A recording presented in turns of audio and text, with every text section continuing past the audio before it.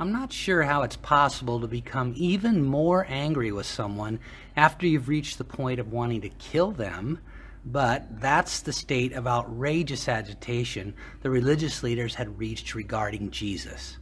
They had already issued a death sentence for his healing of a sick man on the Sabbath, but John 5 verse 18 informs us that they were even more ticked off at his clear claim of equality with God.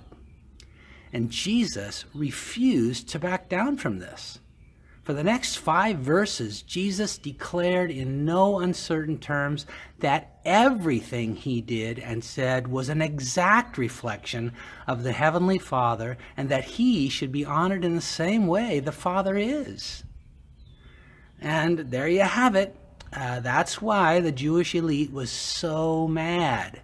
It was impossible for them to remain ambivalent about the question of who Jesus was.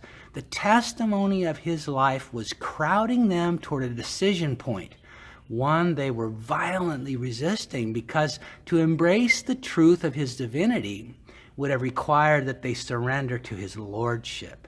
And that's what made their blood boil.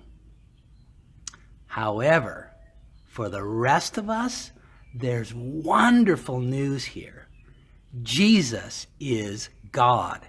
Everything the Gospels reveal about Jesus that move us to fall so deeply in love with him are exactly true of the Father as well. There is no difference. And this is incredibly important and healing on many levels, especially for those who have trouble relating to the Heavenly Father because of the failures of their earthly ones. As someone who has spent my life caring for the wounded souls of people, I've seen firsthand the damage a dad can do by his words and deeds, even if unintentionally.